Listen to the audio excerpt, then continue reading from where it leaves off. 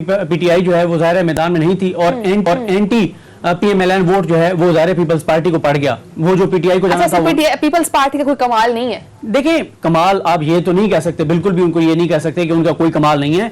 उन्होंने पैसा भी चलाया है, जिस तरह गिलानी साहब के सेंट इलेक्शन में उन्होंने पैसा चलाया था, उन्होंने पैसा भी चलाया है, उन्होंने मेहनत भी की है, उन्होंने कोशिश भी की है, उन्होंने लब्बैक या रसूलुल्लाह के नारे भी अपने पोस्टरों के ऊपर लगाए हैं। और आपको पता है कि तहरीक लब्बैक का उम्मीदवार यहाँ पर कोई नहीं था, तो वो भी इन्होंने कोशिश की कि वो वोट भी इनको मिल जाए। फिर एक और बात है, ये जो हल्का है ना हमारी, इस हल्के में मजहबी छोटे छोटे ग्रुप्स हैं, बल्कि छोटे नहीं बड़े ग्रुप्स भी हैं। यानी आप देखें कि अच्छा एक और आप फैक्टर देखें कि पाकिस्तान अवामी तहरीक के लिए हल्का इसलिए इंपॉर्टेंट है कि डॉक्टर तारुल कादरी इसी हल्के से जीते थे।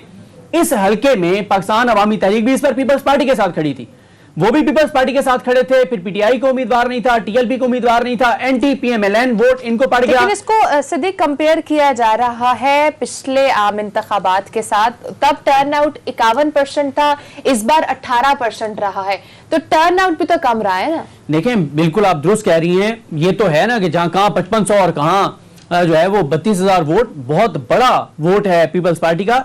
लेकिन ये जो कहा जा रहा है बहुत कबल अज़ वक्त है ये कहना कि 2023 में भी ये सूरत हाल होगी। देखिए पीपल्स पार्टी के बारे में पंजाब में जो परसेप्शन है वो बहुत खराब परसेप्शन है, क्योंकि जब भी पंजाब में आप जरा पीपल्स पार्टी आगे बात करती है कि हमें वोट दें, तो फौरन लोगों के जहन में कराची का कचरा आता है, लोगों के जहन में थर आता है, लोगों के जहन में कराची की जो वहां पे ट्रांसपोर्टेशन है वो आती है, कराची का जो हाल जो हशर नशर कर दिया वो आता है। देखें इमरान खान साहब जब इलेक्शन कैंपेन कर रहे थे 2018 की, वो क्या कहते थे, मैंने केपीके में ये किया, मैंने ये किया, मैं ये कर दूंगा, अगर आप पंजाब मुझे देंगे, मुझे पाकिस्तान देंगे, मैं ये कर दूंगा।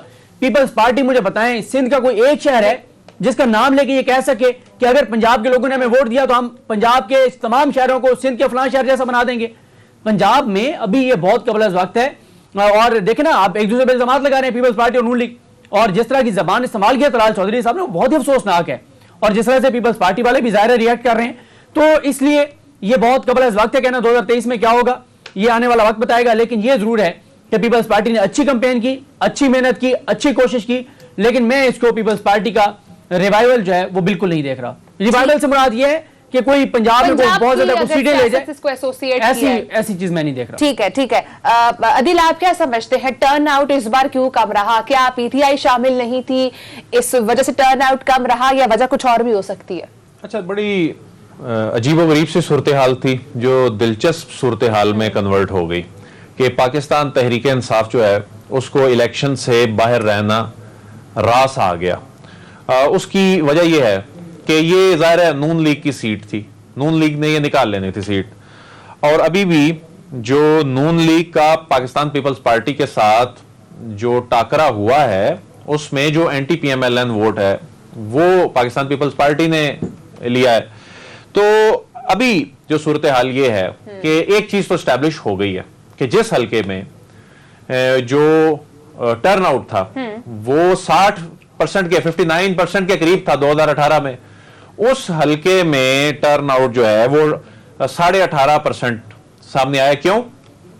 क्योंकि एक बड़ी जमात इस सिस्टम में नहीं थी, जिसके बारे में कहा जा रहा है जी मकबूलियत कम हो रही है, जिसके बारे में कहा जा रहा है जी लाहौर तो इनका है नहीं है, तो कहां 60% और कहां 18%। यह बहुत बड़ी बात है कि इसका मतलब है पीटीआई आपके पॉलिटिकल सिस्टम में लोगों को मोबिलाइज करने के हवाले से बड़ा अहम किरदार अदा करती है, और जो यूथ है खास तौर पे यूथ की बड़ी दिलचस्पी बढ़ जाती है। लेकिन आपसे देखिए अदिल, ये नहीं समझते क्या ये एलिमेंट भी हो सकता है कि पहले आम इंतखाबात में हुए थे, तब ऑल अराउंड द कंट्री जो एक जोश जज्बा होता है इंतखाबात को लेके वो मुख्तलिफ होता है, और जब एक किसी ज़िमनी इंतखाबात की बात हो रही हो तो वो एक टर्न आउट या एक जज्बा वो डिफरेंट होता है। अच्छा, आप ये देखें कि कल इलेक्शन हुआ है, पाकिस्तान तहरीक इंसाफ बाहर थी ना, तो ऐसा लग रहा था कि वन साइडेड मुकाबला है, और वो हाइप ही नहीं थी। डस्का की हाइप आपको याद है? आपको जो वजीराबाद और गुजरांवाला में होने वाले इलेक्शन याद हैं? आपको केपी में होने वाले जो रोले हुए थे वो भी याद है, याद हैं, और जो उस वक्त जो कुछ हुआ वो भी याद है। वो क्यों हुआ?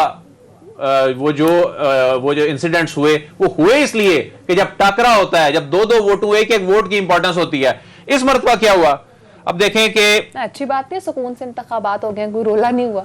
हाँ, फिर वो यही है, यही तो इन दोनों सियासी जमातों का वो था आपस में। खरीदो फरोख्त तो पहले भी हुई है, खरीदो फरोख्त तो अब भी होगी, so what's मैं the तो कुछ और difference? बात कर रहा था, लेकिन आपने खरीदो फरोख्त वाली बात भी कर दी कि आप अंदाजा करें कि खरीदो फरोख्त करके पैसा लगा के 2-2 हजार रुपया लोगों में बांट के और मुबैना तौर पर दोनों जमातों ने बांटा, और उसके बाद भी टर्नआउट जो है वो 18% है।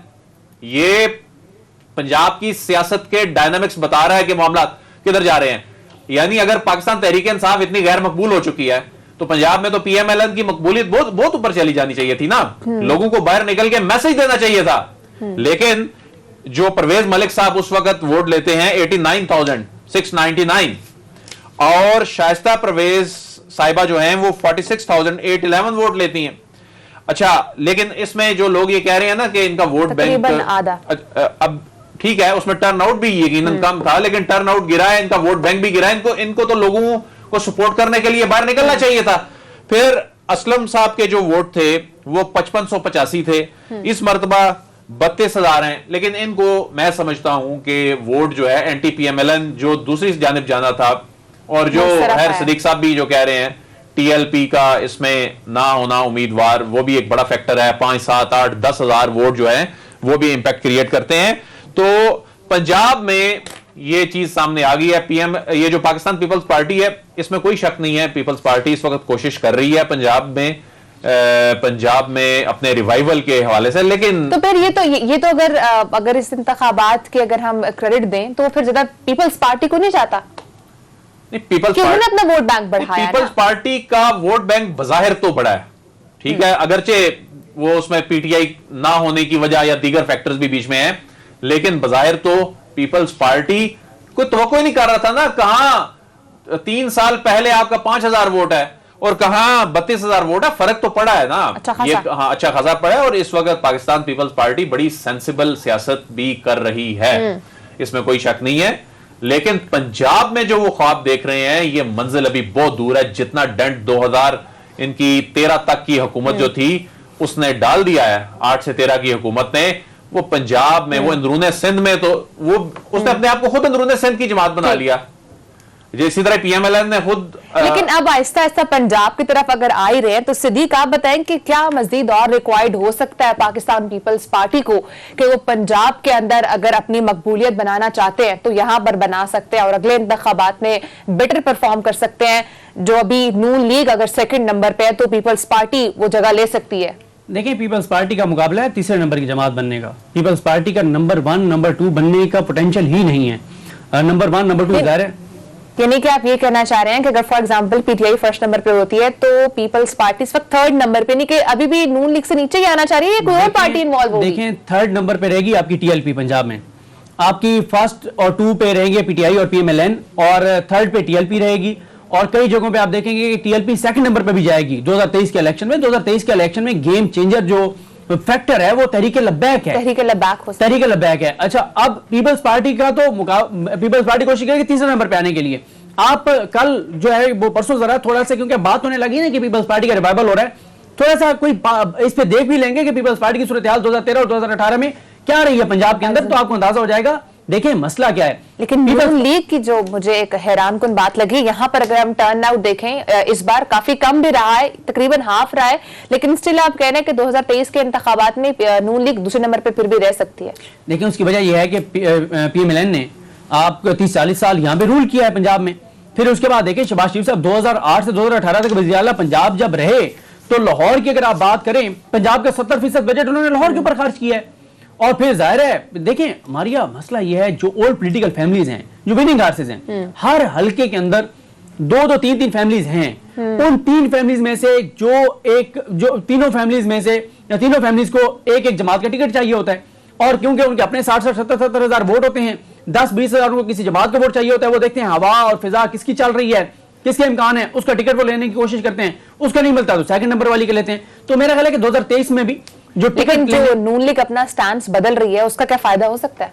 देखिए, नून लीग का अभी तो ये दिसंबर का महीना इंपॉर्टेंट है। और अब भी क्योंकि आज की जो प्रेस कॉन्फ्रेंस है पीडीएम की, उसके मुताबिक तो यही है कि वो मज़ाहमत से पीछे हट गए हैं।